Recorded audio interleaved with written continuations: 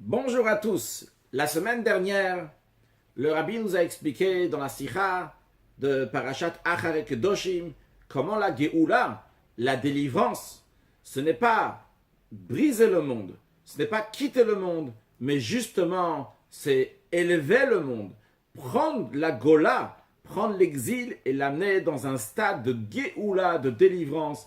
Et la seule différence entre le mot Gola et Géoula, c'est le Aleph qui représente Aloufo Shel Olam, qui veut dire le maître du monde. Cette lettre Aleph qui correspond à Hachem qu'il faut amener dans le monde. Ça, c'était un point.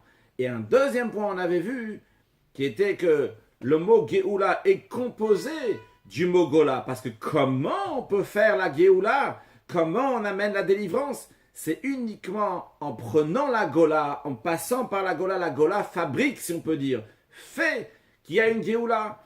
Et c'est la raison pour laquelle que parmi tous les expressions de Géoula, de délivrance, que la Torah emploie dans Parashat Va'era, que ça soit Vehitzalti, je vais vous sauver, Velakarti, je vais vous prendre, Vehotzeti, je vais vous sortir, Veheveti, je vais vous amener.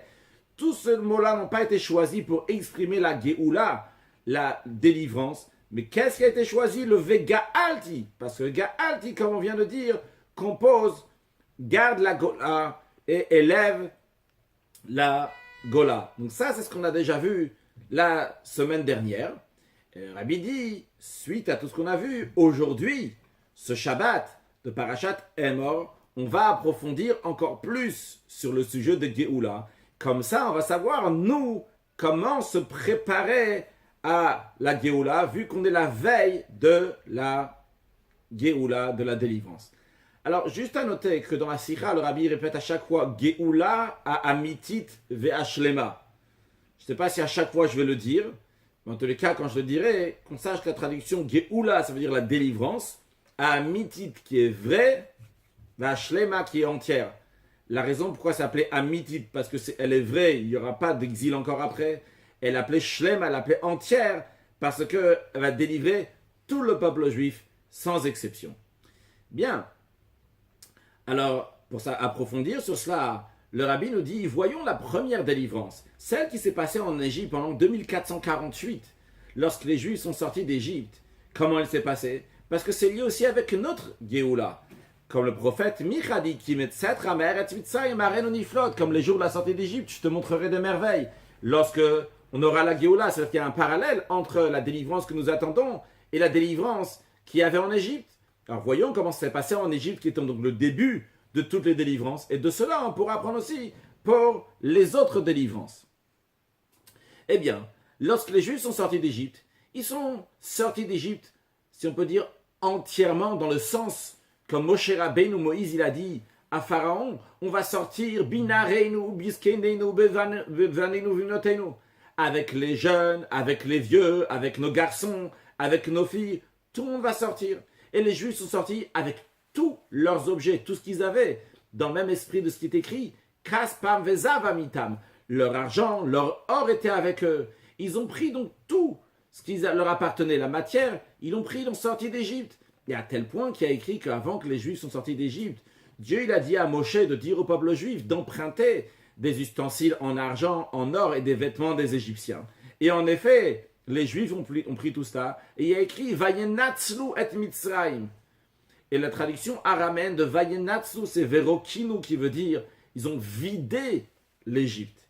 Et comme nos sages apprennent dans le Talmud, qu'ils ont fait de l'Égypte comme un piège à oiseaux dans lequel il ne reste plus de graines, ils ont pris toutes les graines d'Égypte, ils ont vidé l'Égypte, et comme le fond de la mer dans lequel il n'y a plus de poissons. Et aussi il y a écrit Vigam Erev Ravalaitam, qui a aussi beaucoup de mélanges qui se montraient avec eux. Et dans la Chassidoute, dans la Kabbale, c'est expliqué que lorsque Dieu a créé le monde, il y a eu 288 étincelles divines, la divinité donc qui est venue, qui s'est éparpillée dans le monde, et que notre travail il est justement d'élever ces étincelles divines. Et lorsque le peuple juif était en Égypte, ils en ont élevé 202, ce qui est la valeur numérique de Erev Rav. Rav, Rej, Bet, c'est 202. En d'autres mots, ils ont pris énormément de choses d'Égypte. Ils ont élevé l'Égypte. Eh bien, cela, ça s'exprime aussi s'exprime la notion de la Géoula de la délivrance, que les Juifs, c'est pas juste qu'ils sont sortis d'Égypte, qu'on sort, on laisse tout ce qu'il y a là-bas et on sort. Non, ils ont pris avec eux l'Égypte. Ils ont élevé la Gola dans une situation de Géoula. Ils ont pris les objets des Égyptiens, ce que les Égyptiens leur ont donné, ce qu'ils ont pris d'Égypte. Et le but de tout ça, c'est pourquoi? C'était pour qu'ils vont sortir avec un rouge gadol, avec une grande richesse. Donc ils ont pris tout ça, ils ont élevé les sujets de l'Égypte à un niveau qui est plus haut. Et ça s'exprime aussi dans le fait, le rapport, la relation des Égyptiens au peuple juif juste avant la sortie d'Égypte. Il y a écrit que les Égyptiens, vayash ilum, ils ont prêté au peuple juif les choses. Mais pourquoi ce mot-là, a priori, juste écrit donc qu'ils ont donné normalement, pourquoi on souligne que vayash ilum, ils leur ont prêté, pas juste vaishal ou vayash ilum. Nos sages disent dans le Talmud que même ce que les Juifs ne demandaient pas, ils leur donnaient. Si les Juifs demandaient une chose, ils disaient « Ah, tiens, prends ça aussi !» Et encore plus que ça, nos sages disent. Que c'était contre le gré des Juifs. C'est-à-dire les Juifs ne voulaient pas prendre plus. Et les Juifs disent « Non, non, non, prenez, tiens, prends encore, non, il faut absolument que tu prennes ça aussi. » Et d'où c'est venu? Parce que le peuple juif a trouvé grâce aux yeux des Égyptiens. Mais a priori, se réfléchit un peu, trois choses étonnantes. Premièrement, ce n'est pas la nature de quelqu'un de donner ses ustensiles, donner ses biens. Et là, ici, les Égyptiens, non seulement qu'ils ont donné, mais ils sont forcés, les Juifs, à donner. Deuxièmement, la mitzvah d'emprunter des choses des Égyptiens était sur les Juifs, n'est pas sur les Égyptiens.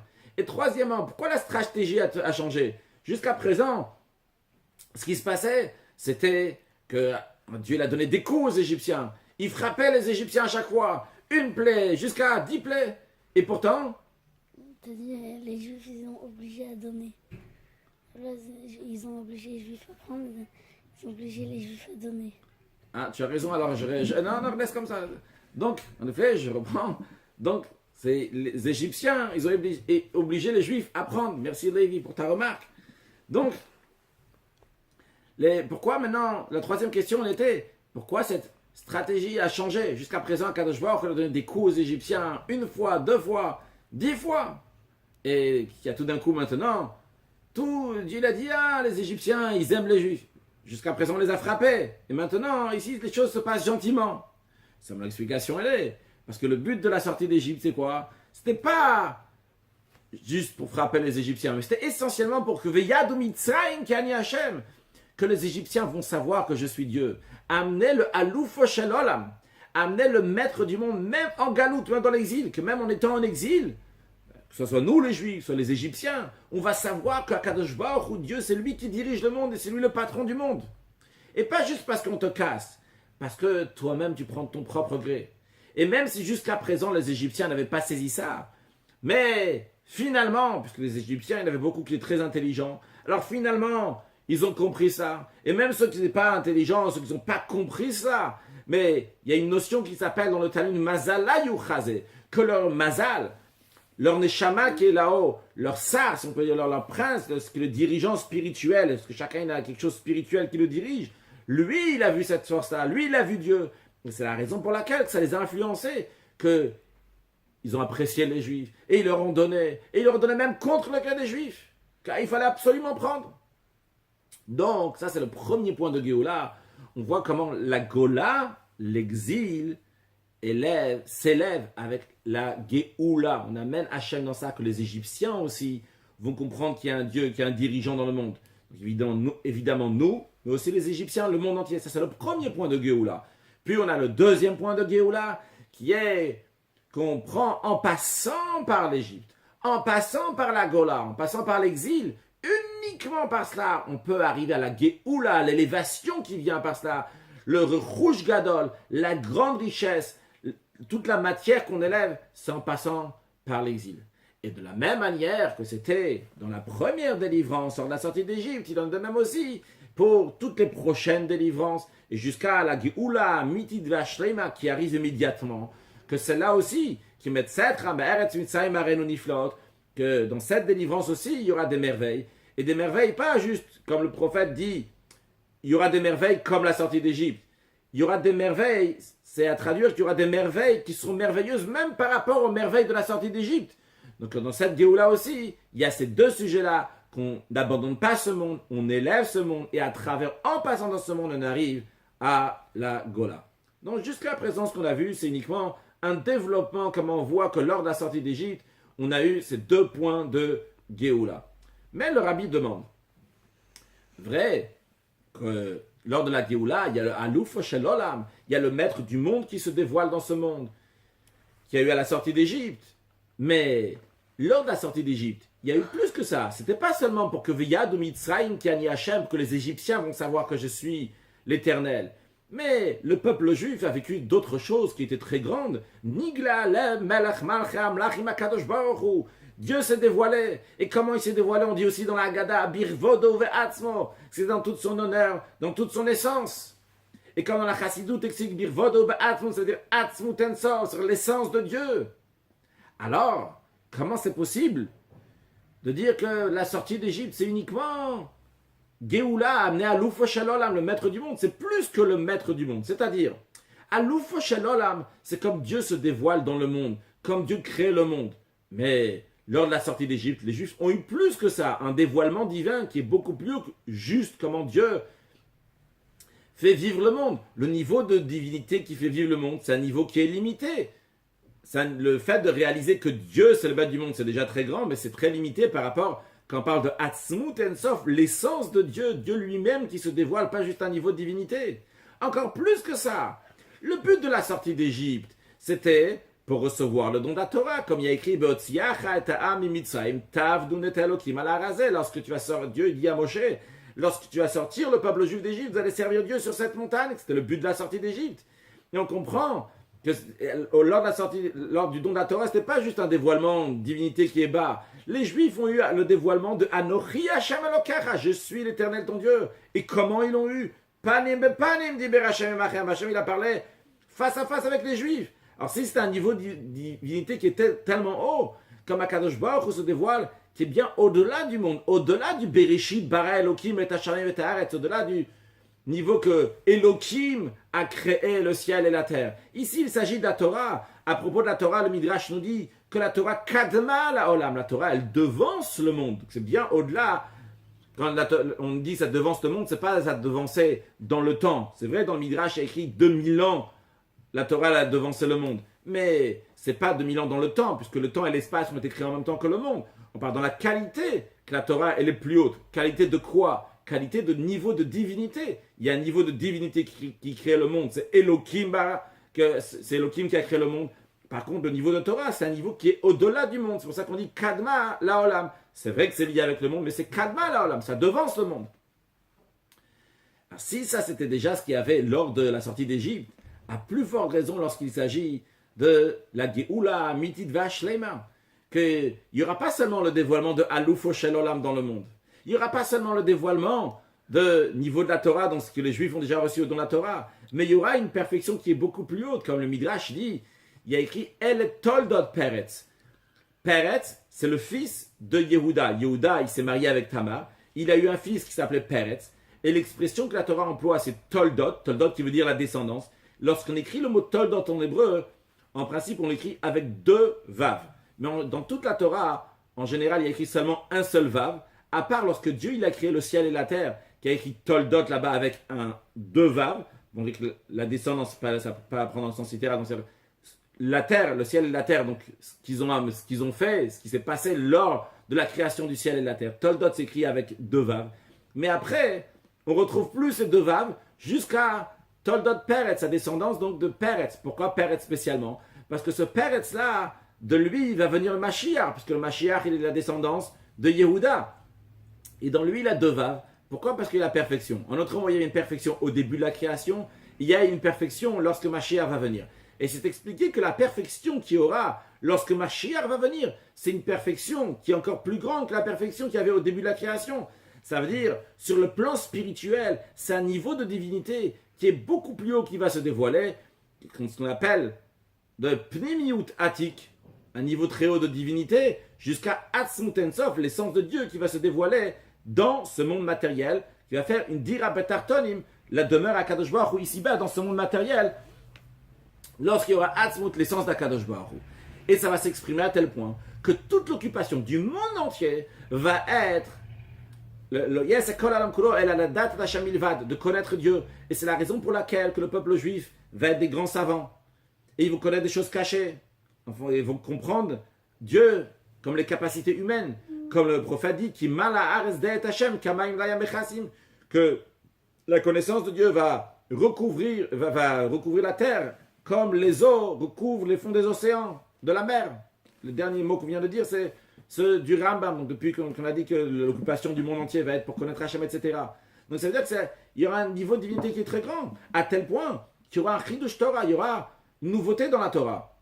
De la même manière qu'il y aura un chidush, qu'il y aura une nouveauté dans le monde, comme il y a écrit, Hineni bore shamayim chadash ve'aretz chadash, hashamayim chadash ve'aretz chadash, le prophète Ishaïa nous dit qu'il y aura un nouveau ciel, nouveau terre, c'est pas à prendre au sens littéral, mais ça veut dire quelque chose qui sera beaucoup plus haut. Et il y aura aussi un dévoilement divin qui est beaucoup plus haut, comme on a dit, qu'il y aura le dévoilement de Plimutatik, de Hatzmut, de l'essence de Dieu.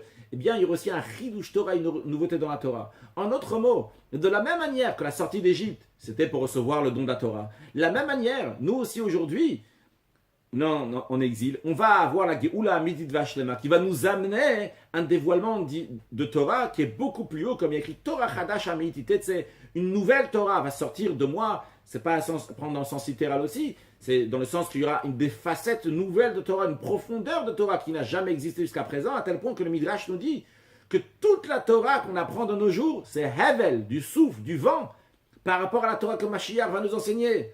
Il y aura un dévoilement de Torah qui est incroyable.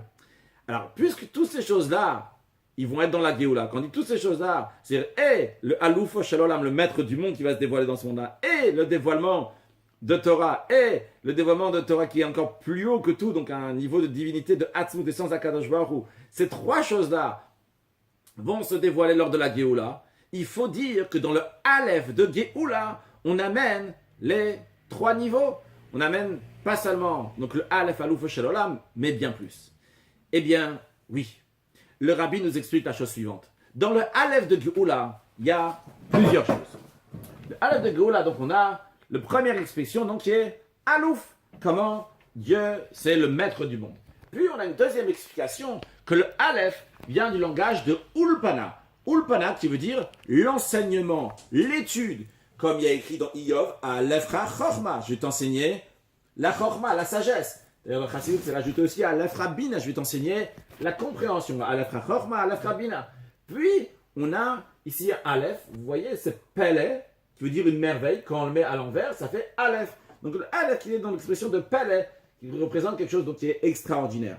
En autre mot, en ce qui concerne la délivrance, la Géoula, il y a trois étapes, il y a trois niveaux, il y a trois sujets donc, qui s'expriment dans ces trois choses. Il y a la première chose qui est un niveau de divinité qui est lié avec le monde. Alors je tiens à remercier Lévi qui a énormément investi dans ces affiches pendant des heures et des heures pour des raisons techniques et pour un logiciel qui n'est pas top, donc on n'a pas réussi à finir bien les choses même après longtemps, donc on va essayer de zoomer pour qu'on puisse voir le texte que Lévi nous a préparé. Mon cher fils Lévi. Alors le premier niveau, c'est le niveau de divinité qui est dans le monde. C'est en hébreu, on va traduire en français. Donc, c'est Elokut Ba'olam, c'est le niveau de divinité qui est lié avec le monde. Alouf Shalolam, comment Dieu c'est le maître du monde. Il y a un monde et Dieu le fait diriger. Ulpana, ça représente un niveau de divinité qui est au-delà du monde, mais qui est lié avec le monde. Et c'est qui s'exprime particulièrement par la Torah, que Kadma La'olam. On a la même idée. La Torah, elle devance le monde.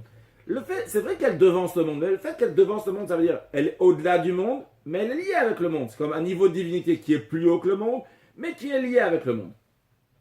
Puis, on a Pele, qui représente donc quelque chose qui est tout à fait séparé du monde, qui veut dire qu'une Pele, ça veut dire une merveille, quelque chose qui est merveilleux, qui est extraordinaire, qui est au-delà donc de la nature, qui fait référence à un niveau de divinité qui est tout à fait au-delà du monde. Et l'okut le gamre, le malam et olam, donc un niveau de divinité qui est tout à fait au-delà du monde.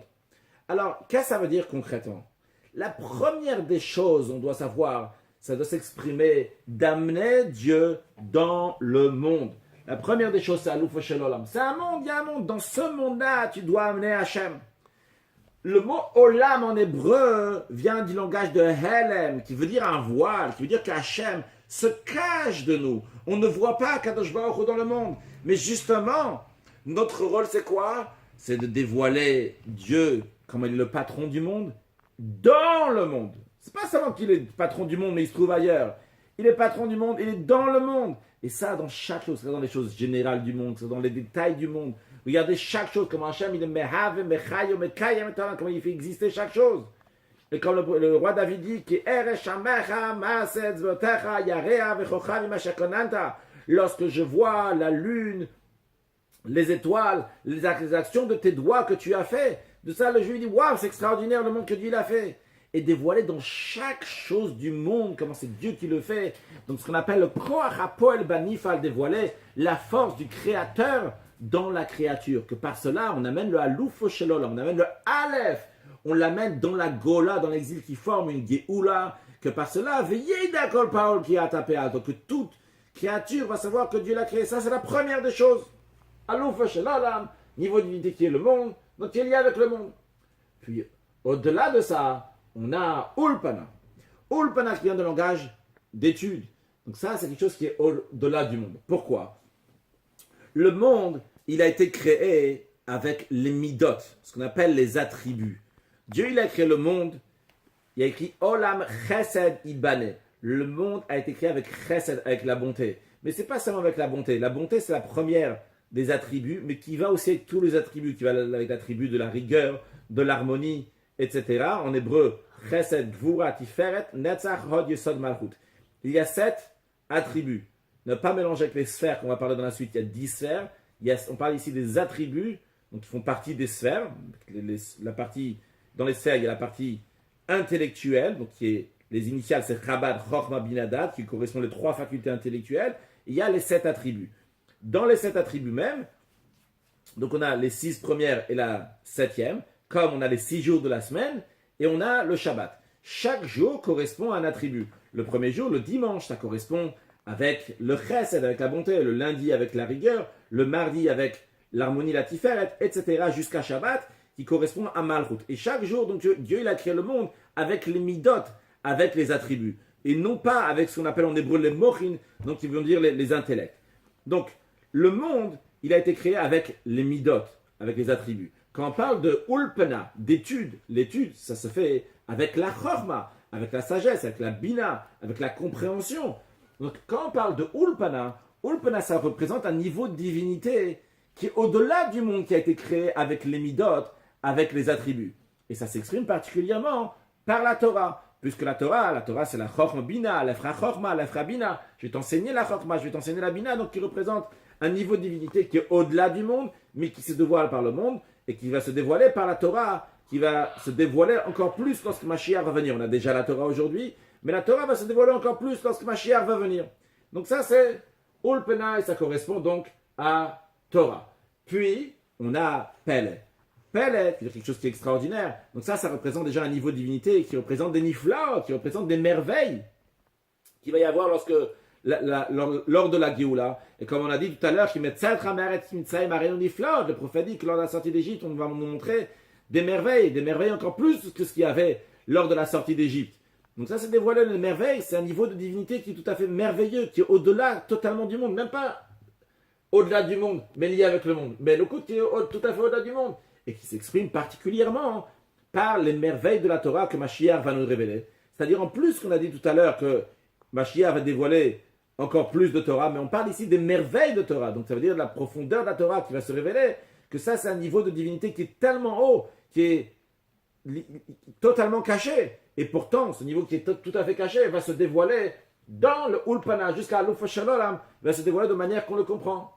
Et d'ailleurs, c'est lié aussi comme dans une des notes ici de la Sikha, le Rabbi ramène un autre Mahamar, dans lequel il explique la différence entre Nigle, Nishmata et Nishmata de Nishmata. Nigle, c'est la partie dévoilée de la Torah, comme par exemple quand on parle le Shulchan Aruch, le code de la loi, le Talmud. Puis on a Nishmata donc qui représente la Neshama, l'âme. Alors, la Neshama de la Torah, ça fait partie aussi quelque chose qui est caché, mais la Neshama elle est cachée, pourquoi? Parce que le corps voile sur la Neshama.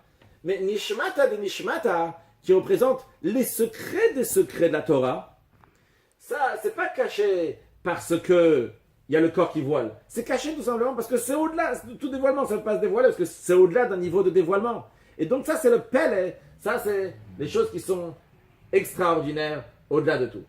Alors, si on veut employer ça dans le langage de la chassidoute, le rabbi nous dit, ces trois niveaux, ces trois aleph qu'on a vus, ils s'expriment aussi dans les sphères.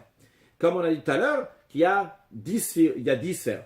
Et la première des sphères, donc les trois premières, ça représente la partie intellectuelle, et les deuxièmes parties, donc c'est la partie sentimentale. Dans ça même, c'est partagé en plusieurs. Alors voyons, en ce qui concerne donc, le premier aleph, donc le aleph de Aloufo Shel Olam, donc de maître du monde.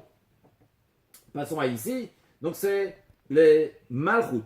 Malchut, c'est comme Dieu, il est roi. Et comme d'ailleurs dans la Gemara, il y a écrit lorsque Rabbi Irmia, il a dit à Rabbi Chia Baraba, il lui a dit que, peut-être c'est l'inverse, c'est Rabbi Irmia qui a dit Rabbi Chia Baraba, il lui a dit lorsque tu fais le Shema Yisrael Hashem Elokeinu Hashem Echad, tu dis le mot Echad, du moment où tu as fait régner Dieu dans les quatre coins du monde et en haut et en bas, eh bien c'est bon, tu as fait la Hardou, tu as amené l'union de Dieu. Donc c'est un autre mot, c'est amené le Aloufo Shel Olam, dans le monde, que Dieu c'est un Melech, que Dieu il est Echad. Et de manière plus générale, c'est les midot. Les midot, donc des attributs qui sont liés avec lesquels Dieu il a créé le monde. Donc ça, c'est lié avec le monde. C'est Aloufo Shel Olam. Donc ça correspond aux midot. Puis on a un niveau qui est plus haut. Donc c'est Chorma et Bina. L'Efra Chorma, l'Efra Bina. Donc ça, c'est déjà le niveau dans les sphirot, dans les sphères, comme ils sont dans la partie intellectuelle. Morin, Ashayachin, les midot. Ça s'appelle donc la partie intellectuelle qui est liée avec les midot. C'est-à-dire, si on veut partager la partie intellectuelle en deux. La partie intellectuelle qui est liée avec les sentiments et la partie intellectuelle qui est tout à fait au-delà des sentiments. En d'autres mots, la partie intellectuelle, comme elle se rabaisse, si on peut dire, pour avoir affaire, pour contacter donc les sentiments. Et la partie intellectuelle, comme elle est tout à fait déconnectée des sentiments. Quelque chose qui est tout à fait intellectuel, qui est au-delà d'être lié avec la partie inférieure qui est dans nous, sans dire du mal des sentiments, mais en tout cas qui est entièrement en haut intellectuel. Donc ici on a des mochim qui sont liés avec les midot, puisque c'est comme la Torah qui devance le monde et qui est liée avec le monde.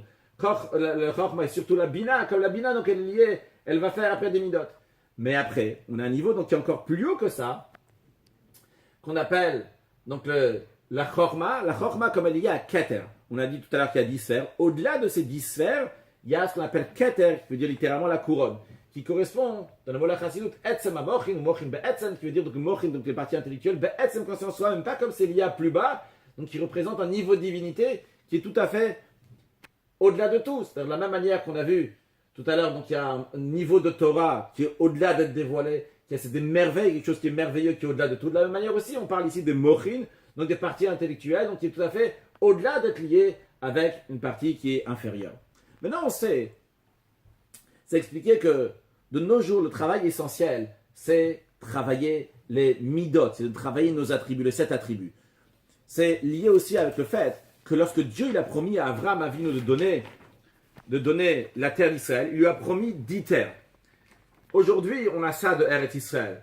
Cette partie qui est encerclée, c'est uniquement 7 terres. Mais il y a 3 terres qu'on voit ici qui s'appellent Ammon, Moab et Edom, ou qui s'appellent Kéni, Knizi et Kadmoni. Ces 3 terres n'ont pas encore été données. Qu'est-ce qu'on nous a donné? Seulement 7. 7 sur 10. Donc 7, ça représente les 7 attributs sur 10. Les 3 autres, c'est les mochim, donc c'est les parties intellectuelles. Alors, notre jour, le travail, c'est quoi? Le travail, c'est les 7 terres, entre guillemets. C'est ça que Dieu nous a donné à travailler, à faire la conquête. Ça fait la conquête de nos attributs. Travailler, c'est midot, se travailler. Et évidemment, pour ça, il y a besoin, on n'a pas mis ici, donc les mochim, hashayachin, les midot, les mochim qui sont pour les midot.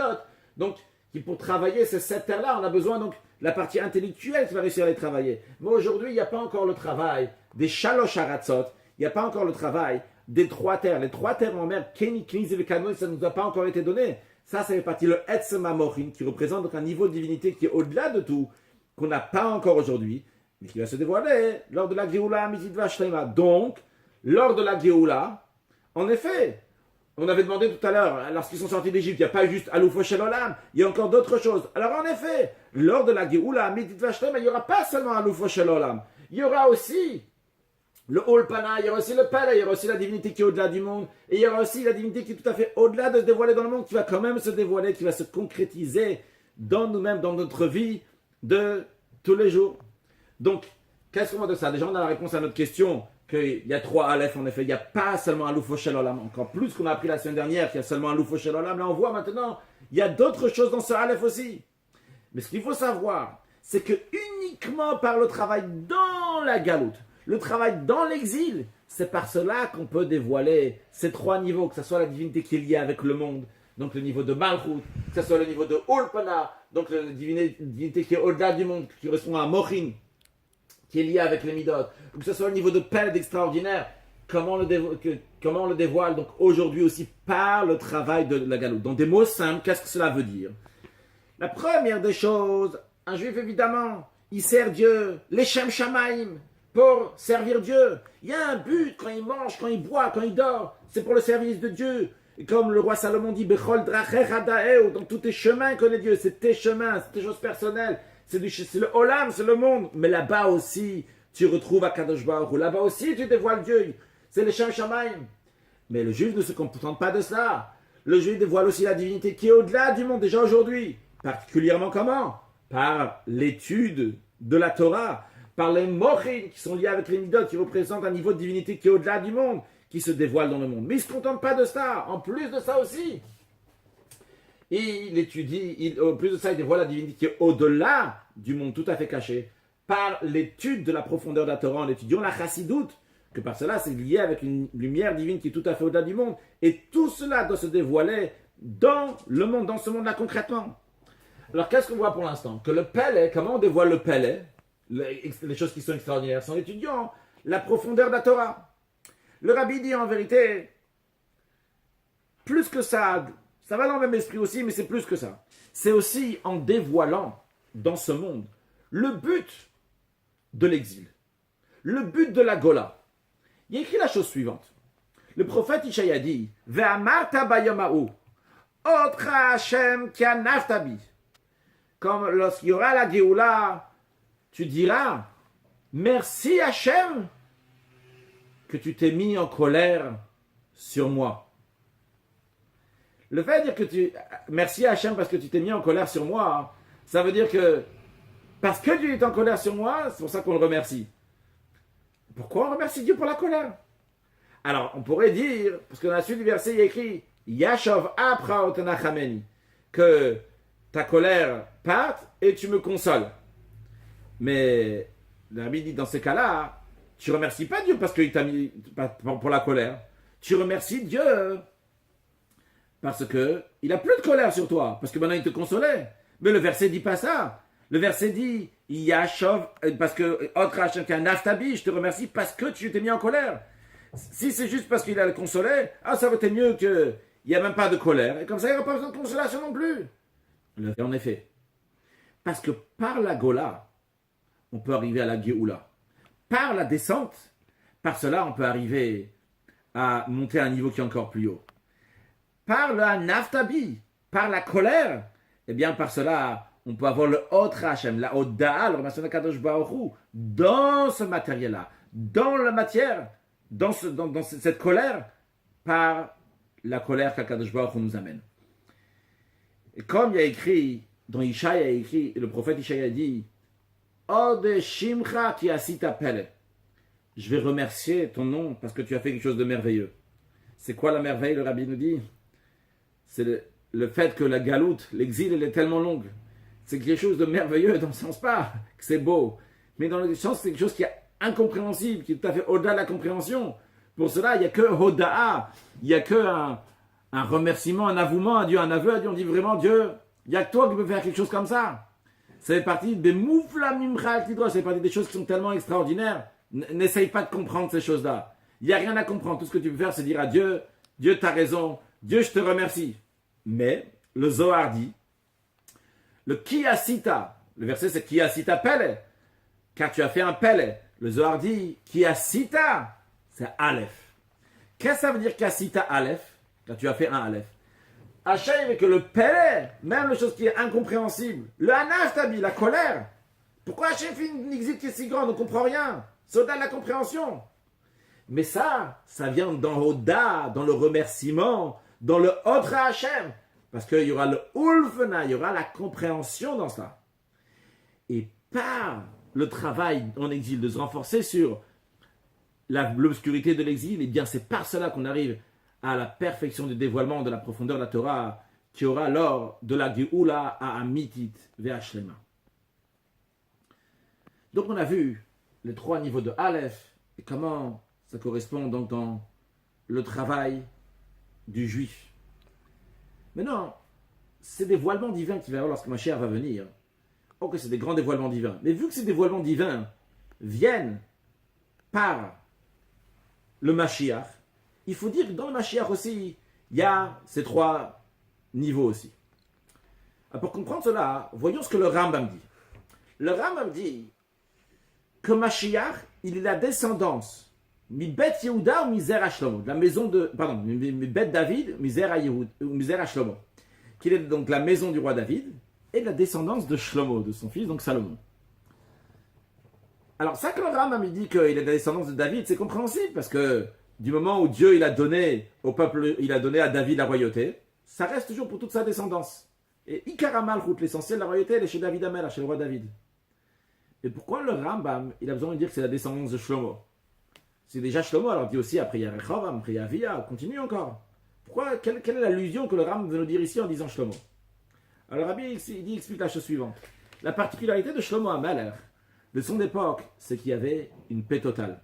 Shlomo, le roi Salomon n'a pas eu besoin de faire de guerre. Tranquillement, il y a eu une paix. Contrairement à son père David, que David a dû faire beaucoup de guerres. C'est d'ailleurs la raison pour laquelle que Dieu lui a dit, toi tu ne pourras pas construire le temple. Parce que Dam la Rov Shafarta, tu as fait couler beaucoup de sang. Bien que c'était justifié, mais tu ne pourrais pas construire le temple. Et à l'époque de Shlomo, il y avait une paix totale. La paix qu'il y avait à l'époque de Shlomo, ça c'est un avant-goût, une ressemblance de la paix, la tranquillité qu'il y aura lors de la Geoula à Mitit Ve'Ashlema. Maintenant, pourquoi chez Shlomo HaMelech il y avait une royauté qui est si bonne et une si grande réussite? Parce que Shlomo, il avait la Chorma. Il arrive à Terev Chorma Shlomo, il avait Terev Harbe, il avait beaucoup de sagesse. Et le fait qu'il avait beaucoup de sagesse, c'est ça qui a fait qu'il y avait Shlemut HaMalchut, une perfection dans sa royauté, dans le Malchut, dans le règne de Shlomo HaMelech. Et chez Shlomo HaMelech, donc il y avait, et en vérité, c'est pas seulement qu'il y avait une perfection dans sa Chorma, c'est que Shlomo HaMelech, d'où elle vient sa Chorma? Elle vient d'Égypte. Quel rapport? Il y a écrit dans le verset Vaterev Chormat Shlomo mikol Chormat Mitzrayim. Littéralement, ça veut dire que la sagesse de Shlomo était beaucoup plus grande que toute la sagesse d'Égypte. Mais le Rabbi explique, on peut lire ça aussi, que la Chorma, la sagesse de Shlomo, elle venait, d'où elle a jailli, mikol Chormat Mitzrayim, de la sagesse d'Égypte. Celle de Shlomo, elle est encore plus grande. Comme on a dit tout à l'heure, de la Gola, ça vient de la Géoula. En faisant la Gola, on amène le Aleph de Géoula, de la délivrance. Et ça, chez Shlomo HaMelech, il y avait cette perfection. Toutes les nations qui avaient autour de lui se sont annulées, se sont soumis à Shlomo HaMelech sans aucune guerre, avec la tranquillité. C'est d'ailleurs la raison pour laquelle il a été appelé Shlomo. Dieu, il a dit à David HaMelech, il a dit au roi David, tu auras un fils, il va s'appeler Shlomo parce qu'il y aura du Shalom Vashaket Beyama, il y aura de la paix, de la tranquillité dans ses jours. Et lui, il va construire le temple. Et toutes les nations, c'est eux qui ont amené chez Shlomo les étincelles divines, ce qu'on appelle la matière qu'on doit élever. Ceux qui l'ont amené, comme on connaît avec la reine de Saba, qui elle-même s'est déplacée. Elle est venue chez le roi Shlomo. Quand elle a entendu sa grandeur, sa sagesse. Et ça, c'est comme il y aura lorsque Mashiach va venir. Il y a écrit, le prophète dit, Lo yareh ou velo yashritu, qu'il n'y a personne qui va faire du mal dans le monde entier. Et de nos jours, lorsqu'on étudie la Torah, il y a écrit Bechorma idberiu, par la Chorma, littéralement par la sagesse, idberiu, on fait le birou, le raffinement. Parce qu'en général, ces étincelles divines, comment on les élève? Il y a du bien, il y a du mal. L'étincelle divine, c'est le bien. On l'élève en faisant du bien avec, et on laisse ce qui est mauvais donc de côté, d'un autre côté. Comme ça, on élève, on fait le birou. On raffine, on trie le bien du mal. Mais lorsqu'on étudie la Torah, on est en train d'étudier ici, mais lorsqu'on étudie, bien par cela, ça a une influence dans le monde entier, sans qu'on ait à faire la guerre, sans qu'on ait à faire avec les choses matérielles. Et ça, c'est un avant-goût. L'étude de la Torah, la manière qu'on raffine les choses, c'est un avant-goût des temps futurs lorsqu'il y a écrit Vera kol basayada, que toute chair va voir. on va voir la divinité lorsque Mashiach va venir. Et comme on l'a dit tout à l'heure, Veyeda Kol Paul, que tout le monde va connaître Akadosh Baruch Hu lorsqu'il y aura Mashiach. Et Shlomo HaMelech, par ce grand niveau de Chokhmah, il a réussi à avoir Shlemut HaMalchut, la perfection donc de sa royauté aussi. Ce qui n'était pas le cas chez David HaMelech. David était roi, mais c'est venu, il y avait des accusations, il y avait des protestations. Ça n'a pas été facile pour David, pour le roi David. Et d'ailleurs, si Shlomo HaMelech à son époque, tout serait bien passé, eh bien son règne aurait été un règne qui est éternel. Et le premier temple que Shlomo a construit aurait été aussi un temple qui aurait été éternel. Mais malheureusement, comme il y a eu des fautes qui sont mêlées au milieu, eh bien, le prophète a dit, Karo Eka, je vais déchirer la royauté de toi. Donc après, ça n'a pas continué seulement dans la descendance de David. Il y a eu le royaume d'Israël et le royaume de Yehuda. Le royaume de Yehuda, c'était les deux tribus, donc de Yehuda et de Binyamin, qui étaient du côté de la descendance de David et Shlomo. Et il y avait les 10 autres tribus, qui étaient donc ce qu'on appelle Malché Israël, le roi d'Israël. Mais tout cela, c'est une descente pour arriver à un niveau plus haut, pour arriver après au règne du Mashiach. Comme le prophète Yecheskel dit, lorsqu'il y aura Mashiach, il n'y aura pas encore deux règnes. Il y aura un seul berger pour tout le monde. C'est qui ce berger? David Avdi Nasilaim Lolam. Que le roi David va être le chef, il va être le roi, donc pour tout le monde. Donc qu'est-ce qu'on voit? On voit que la question était pourquoi le roi Mashiach, on a besoin de se souvenir qu'il vient de David et Shlomo. La raison, c'est pour nous dire, il aura la qualité de David. Donc la qualité de David qui est le fait d'être roi, donc qui est lié avec la divinité du monde, c'est aussi lié avec la sphère de Malchut, donc qui est le règne. Ça c'est David HaMelech, c'est la qualité de David Malchut, le roi. Mais il aura aussi la qualité de Shlomo. Shlomo c'est la Chokhmah, c'est le Ulpena. Donc c'est un niveau qui est encore plus haut que Shlomo HaMelech il avait. Donc Mashiach, donc il aura la perfection du Malchut, comme Shlomo HaMelech. Et comme d'ailleurs, donc la perfection, quand on dit la perfection, il aura le Mochin, le Midot, donc jusqu'à Malchut. Et comme il y a écrit à propos de Shlomo HaMelech, qu'il est très intelligent, à propos du Mashiach, le Rambam Maïmonide nous dit que le roi Mashiach va être un chacham, va être intelligent encore plus que Shlomo HaMelech. Et à propos du Mashiach, il y a écrit que en quelques mots, on s'en traduit sur tous les esprits de compréhension, les esprits de crainte de Dieu, tous les esprits, il va avoir toutes ces perfections-là, il va avoir donc en plus donc qu'il a tout ça, Mashiach, il aura donc, on a ici David, Shlomo, Mashiach, donc il y a encore un niveau plus haut que Shlomo HaMelech, donc il a le Mochin Be'etzem, pas seulement donc Shlomo, donc un Mochin qui est lié avec le Malchut, donc comme Mochin HaShayach, le Midot, on a dit tout à l'heure, donc un Chokhmah qui amène une perfection dans le Malchut, mais là Mashiach, il aura donc le niveau le plus haut qu'il peut y avoir, donc dans la royauté, dans la Chokhmah, dans tout, jusqu'à Mochin Be'etzem. Et c'est la raison pour laquelle que chez Mashiach, on retrouve qu'il sera aussi bien Melech, aussi bien Rav. Le Mashiach va être un roi, il va être un Rav. Il va être aussi quelqu'un qui enseigne la Torah. Le fait qu'il est Melech, ça vient de la qualité de David. Le fait qu'il est Rav, la Chokhmah, la sagesse, l'enseignement, ça vient de Shlomo. Puis, en plus de ça, Mashiach va dévoiler les secrets de la Torah. Il va apprendre la pléniute à Torah. C'est Sod, comme il y a, donc c'est Niflot, les merveilles qui sont dans la Torah. Comme Rashi dit, Sod Ta'amea, Mistat Simonotea, c'est les plus grands secrets de la Torah, donc il va dévoiler le Mashiach. Donc le fait de dévoiler les Niflaot, les merveilles de la Torah, ça c'est lié avec Peled. Donc ce qu'on a dit que dans le monde, il y a ces trois niveaux de divinité qui vont se dévoiler, Alouf, Ulpena et Peled, on les retrouve dans Mashiach. Melech, roi, comme David, Rav, enseignant comme Shlomo, et encore plus que ça donc, le fait qu'il va apprendre donc des Niflaot, des merveilles. Donc ça, c'est comment on retrouve chez Mashiach ces trois niveaux. Eh bien ces trois Aleph, il faut les retrouver aussi chez nous. Nous, le peuple juif, qu'on va recevoir ces trois niveaux de divinité. Il faut les avoir aussi chez nous, pour être capable donc, de correspondre à cela. Et en effet, et d'ailleurs, parce qu'on sait que nous tous, on est tous liés avec Mashiach, et dans nous-mêmes, on a une étincelle de Mashiach à l'intérieur de nous. C'est d'ailleurs la raison pour laquelle, que lorsqu'on fait le Ribono Shel Olam, une prière qu'on dit lorsqu'on sort les rouleaux de Torah les jours de fête, parmi les prières qu'on demande, on dit Kayem Banu Mikra Shekatu, que ça s'accomplisse. Le verset qui est dit à propos du Mashiach, le verset qu'on a dit tout à l'heure, qu'on n'a pas tout traduit, donc cet esprit de connaissance jusqu'à l'esprit de crainte de Dieu, qui est à propos du Mashiach. Clairement, le prophète Ishaï parle du Mashiach. On dit vite Kayem Banu, que ça s'accomplit sur nous. Parce que nous aussi, on a en miniature ces qualités du Mashiach, que justement on doit développer. Où est-ce qu'on retrouve ces qualités-là? Eh bien, ce Shabbat, donc le Shabbat de Emor, en 1991, lorsque le Rabbi a dit la Sira, cette année aussi en 1778, on lit le 4e chapitre de Pirkei Avot des Maximes de nos pères. Dans la première Mishnah, on lui demande Ezeu Chacham, qui est le sage? Ezeu Gibor. Donc Ezeu Chacham, qui est le sage, où il est le Chacham ici, ou pas? Ezeu Chacham, ici, Ezeu Chacham, qui est le sage? Ezeu Gibor, qui est le fort? Ezeu Ashir, qui est-ce qui est riche? Ezeu Mechubat, qui est-ce qui est honoré? Les réponses, ils sont écrites dans le Maxime de nos pères, on vous invite à aller voir. Mais si dans le sens, on continue dans l'esprit de ce qu'on est en train d'expliquer. Alors, ici, comme on a dit tout à l'heure, on a les 10 sphères. Dans les 10 sphères, ils sont partagés en 4. Alors, avant de regarder sur le tableau que Lévi nous a fait, mais les sphères sont partagées en 4. En 4 parties qui correspondent d'ailleurs au tétragramme, au nom de Dieu, de Yud Ke Vav Ke. Le Yud et Vav Ke. Donc, on a le nom de Dieu. Le Yud, ça représente la Chorma. C'est comme une petite goutte. C'est écrit aussi comme ça, juste en petit. Après, on a le He. Donc, le He, qui est en long et en large, ça représente la Bina, la compréhension. Le Vav, ça représente les 6 attributs, donc Midot. Et le He, ça représente Malchut, le Ren. Donc, comme cela, on a les 10 sphères qui sont partagées en 4. Dans cette Mishnah, quand on nous parle donc, du Chacham, Gibor, Ashir et Malchut, de l'intelligent, du fort, du riche et de l'honoré, ça correspond à ces 4 niveaux. Commençons du bas vers le haut. On va commencer du haut vers le bas. Alors, le Chacham, celui qui est intelligent, donc c'est comme la Chorma, c'est le Yud.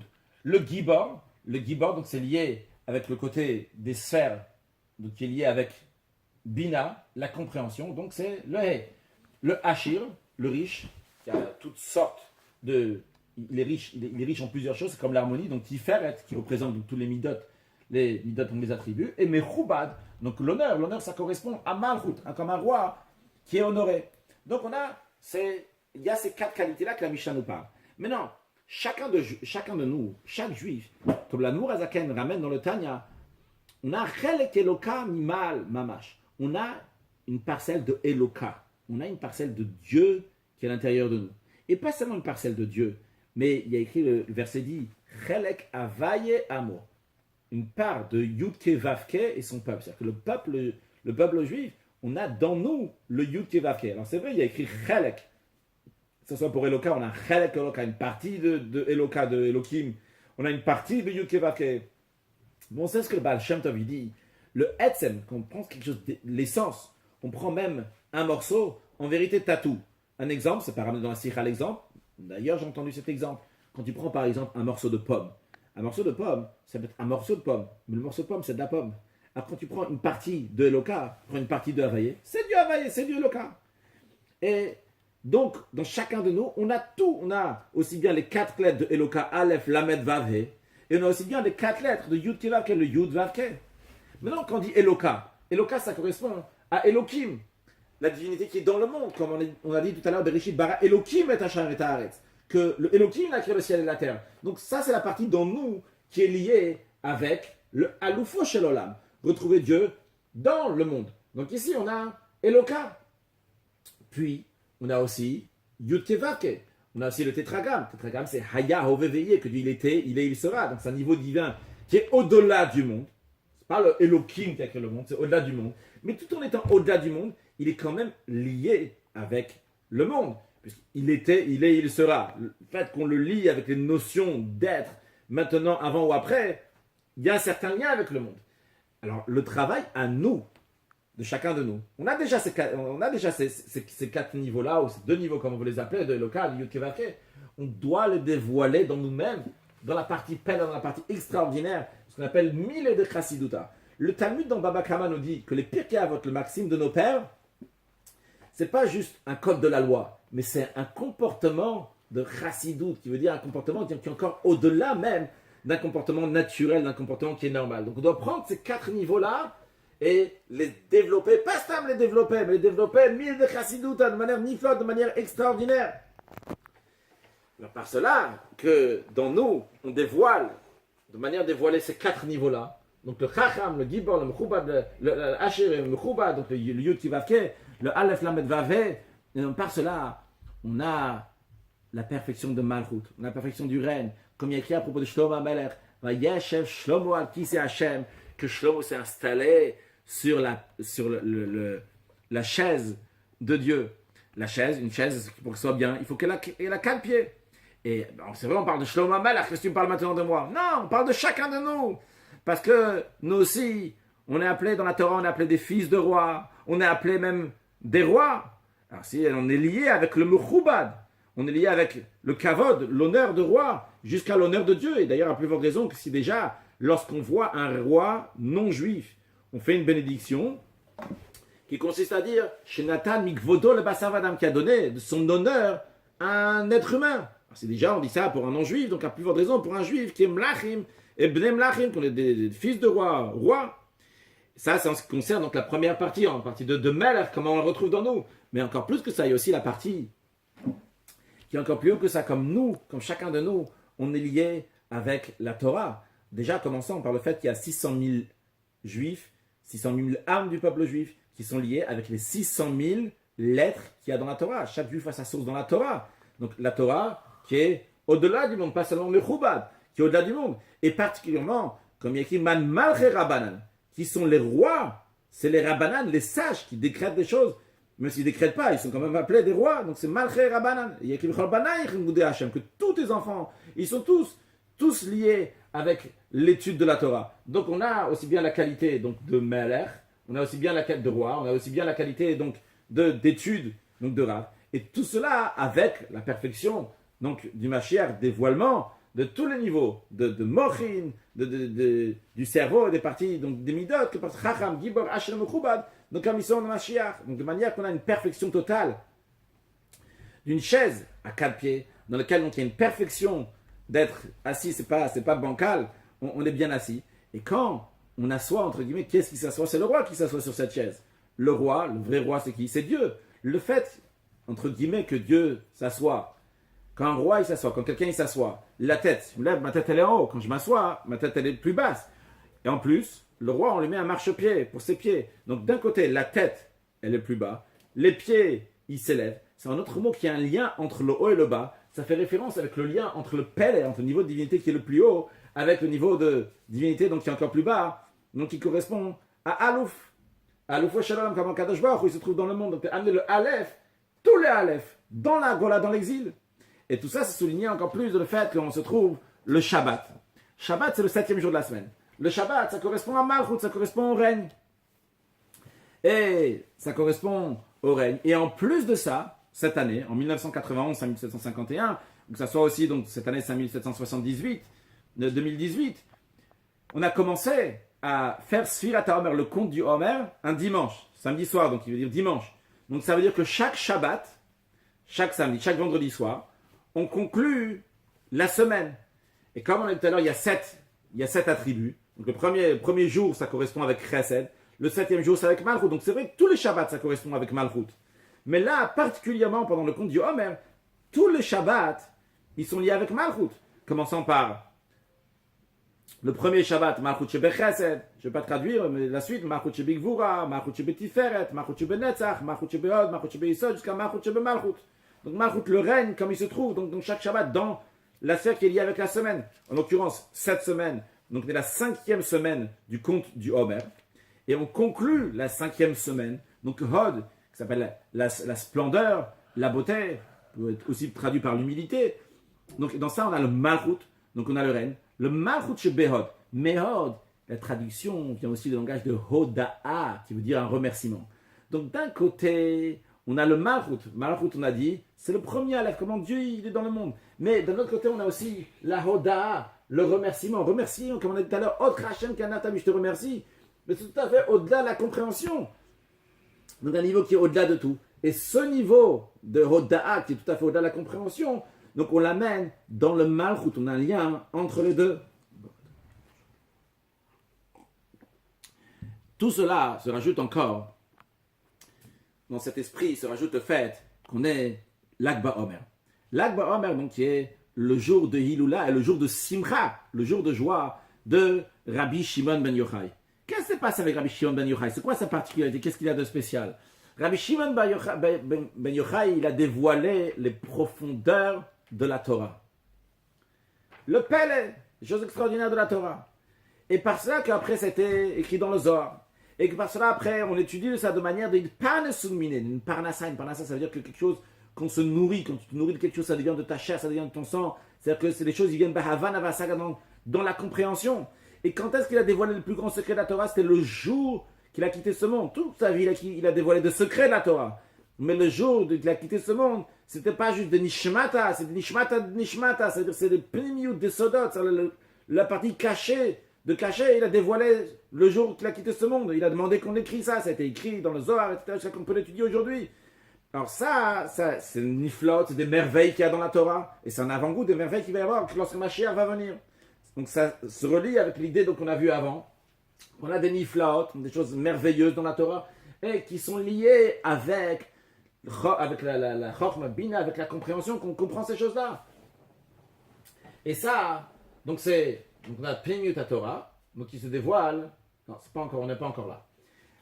Deuxième point chez Rabbi Shimon Ben Yochai. Rabbi Shimon Ben Yochai, une de ses particularités, c'est qu'il a relié le Pnimiut Torah avec Niglé de Torah, la partie cachée de la Torah, avec la partie dévoilée de la Torah. Donc la partie qui est cachée de la Torah, c'est un niveau donc de divinité qui est tout à fait au-delà du monde. Mais Rabbi Shimon n'a pas eu à faire seulement avec le Zohar. Le Zohar lui prenait peu de temps. Ce qu'il a pris énormément de temps dans sa vie, c'est dans la partie dévoilée de la Torah. Donc le fait qu'il a fait le lien entre les deux, c'est comme faire le lien entre le Pele et le Ulpena. Dans la Torah même, la profondeur de la Torah, c'est appelé Pele, et la partie dévoilée de la Torah, c'est la partie Ulpena, donc la partie intellectuelle qui est liée avec le concret. Mais par cela, on a encore plus de force. C'est pas seulement qu'on a une force dans des niveaux de Torah, mais on a la force, comme Rabbi Shimon Ben Yochai, par lui, d'amener aussi toutes ces choses-là, que ce soit la niflot de Torah, les merveilles de la Torah, la partie dévoilée de Ulpena de la Torah, la partie dévoilée de la Torah qui est Ulpena, de l'amener dans le monde. Rabbi Shimon Ben Yochai, il a un paragraphe très connu dans le traité Megillah qui dit, partout les Juifs ont été exilés, Shrina imam, la Shrina, la présence divine est avec eux. Galou le Edom, Shrina imam, Galou le Babel, Shrina imam, le Babel, Shrina, Galou le Edom, Shrina, quand ils sont partis à Babylone, la Shrina est avec eux. Lorsqu'ils sont partis à Babel, la Shrina est avec eux. Donc partout les Juifs y vont. La Shrina, la présence divine, Imaem est avec eux. Quand il est avec eux, elle est avec eux en exil, dans la Gola, dans le niveau le plus bas du monde, plus inférieur. Il y a la Shrina avec eux. Donc c'est pas juste des parties dévoilées, cachées de la Torah, parties dévoilées de la Torah. Ça va aussi dans le monde. Et c'est pas seulement dans le peuple juif, mais c'est dans le monde entier. Rabbi Shimon Ben Yochai, il a dit, à une autre occasion, il a dit, Yachol ani liftor et kol haolam minadin. Je peux acquitter le monde entier de la justice. Quand on dit Olam, comme on a dit tout à l'heure, Olam, ça vient du langage de Helem ve Esther, le voile du monde.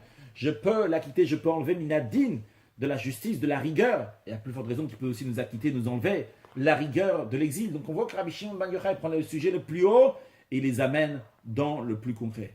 Et ça, c'est lié aussi avec le fait que l'Akba Omer, c'est Hod Shebeot, c'est-à-dire, comme on a dit tout à l'heure, il y a 7 attributs, il y a 7 semaines du Omer.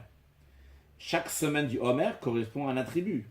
Donc, on est la 5e semaine du Homer, ça c'est Hod. Et dans la 5e semaine même, on est le 5e jour. Donc, jeudi, c'était l'Akba Homer. Donc, lorsque Rabbi a dit la Sikha, c'était Shabbat, donc il parlait de 3 jours avant, de 2 jours avant, de jeudi.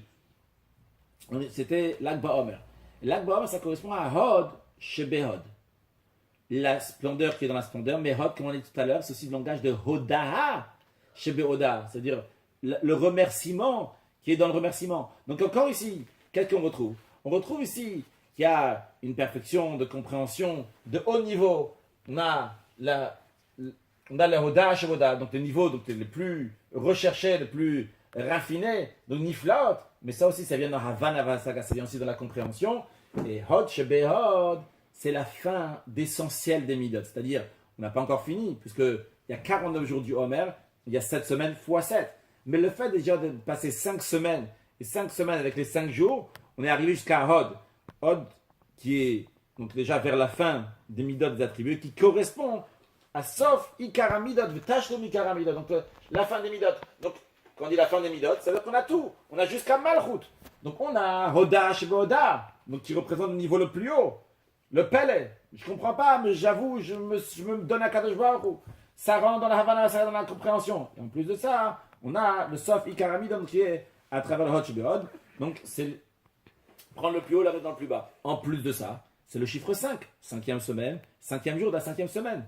Le chiffre 5 fait allusion aussi à ce qu'il dit Chamishit le paro. un cinquième, c'est pour Pharaon. C'est une expression qui est dite dans la Torah, dans un autre contexte.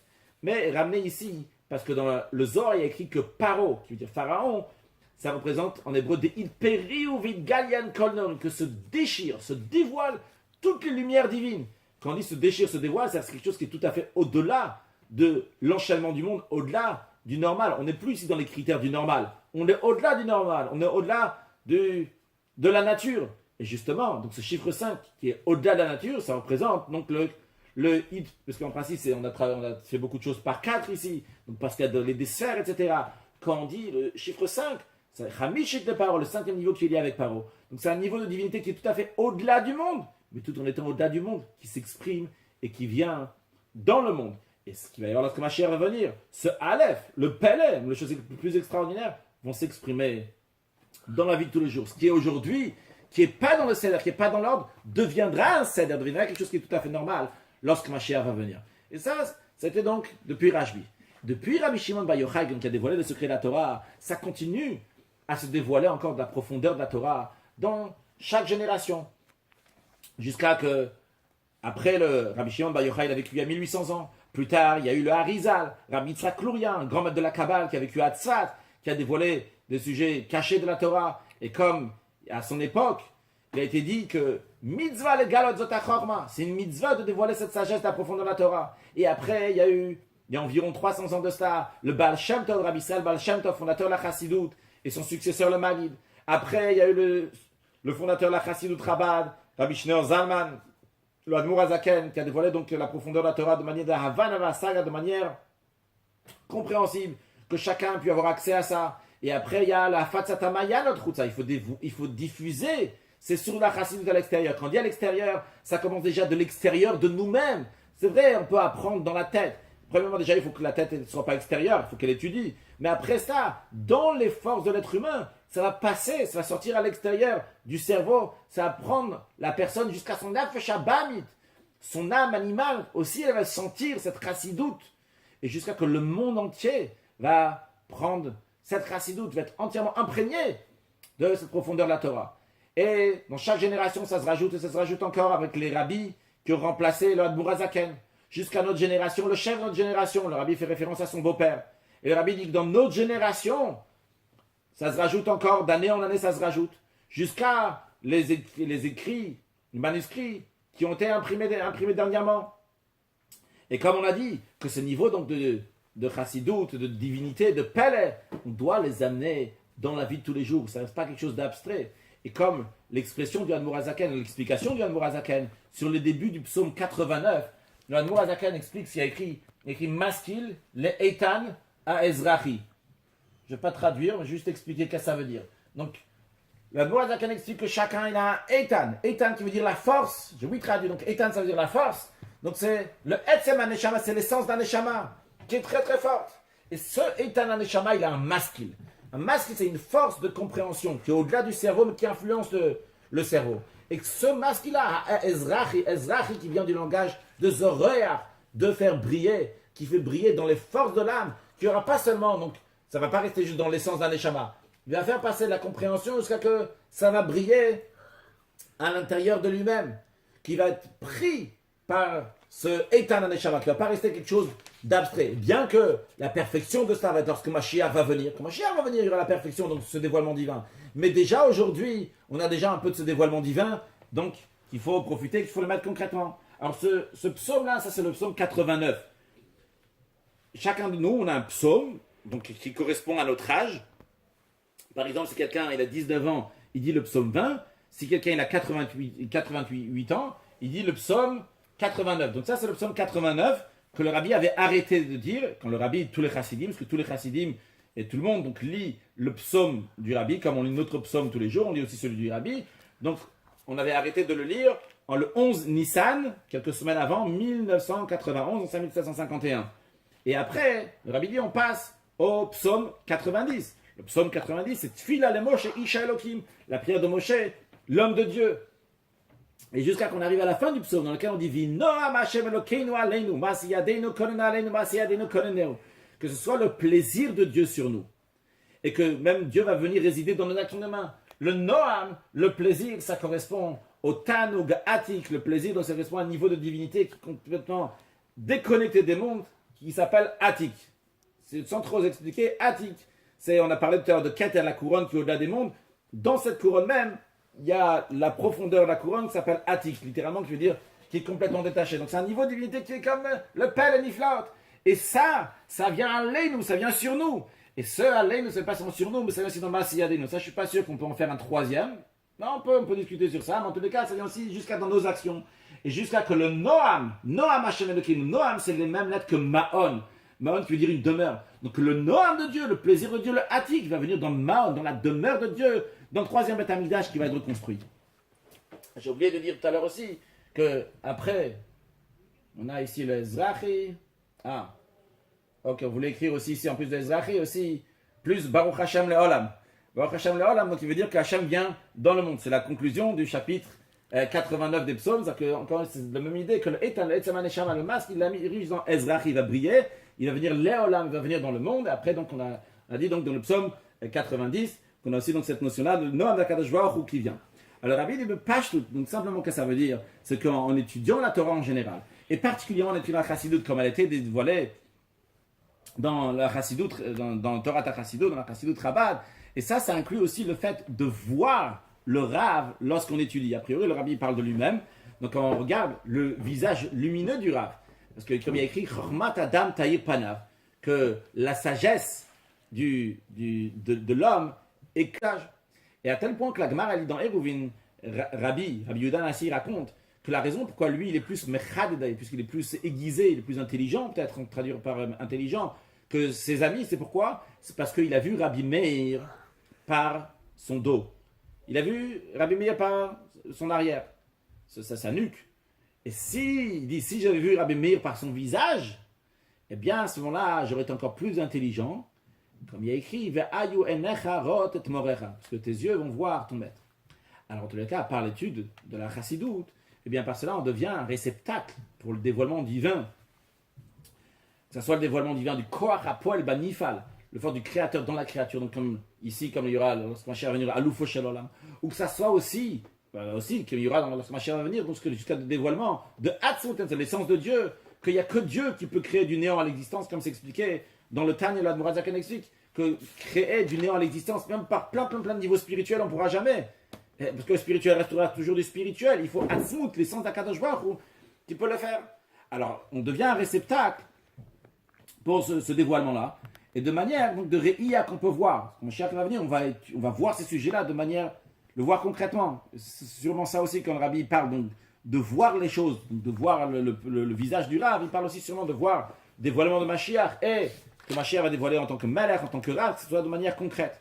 Alors, comment on fait ce travail-là, de devenir un réceptacle pour avoir ce dévoilement divin, sur le Koach HaPoel Banifal, jusqu'à le dévoilement de l'essence de Dieu? Eh bien, commençant par le travail, qu'un juif ne veut pas seulement se contenter de s'éloigner du mal.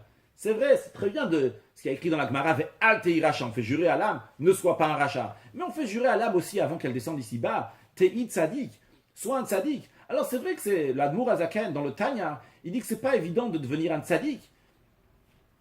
Comme le Rabbi l'explique, parce qu'on a un corps, on a une âme animale, il y a des tendances ici-bas sur terre. Donc c'est pas évident de devenir un tzadik. Mais quand même, le juif, vu qu'il a la force de Hatzmut, de l'essence d'Akadosh Baruch, il a l'essence de Dieu dans lui, eh bien, à part cela, il fait le travail de tzadik. De chercher, d'aspirer à devenir un tzadik. Et comme l'Admour Azaken dit, fais ton travail.